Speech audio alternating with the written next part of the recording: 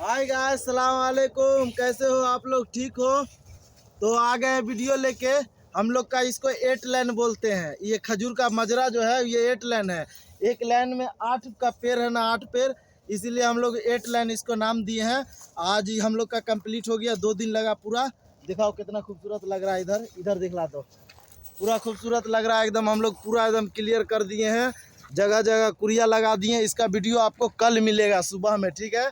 काहे कि अभी इसमें आग लगाएंगे, ठीक है? आग लगाएंगे, इसको रेडी करेंगे, तो इसकी वीडियो कल सुबह में आपको मिलेगी।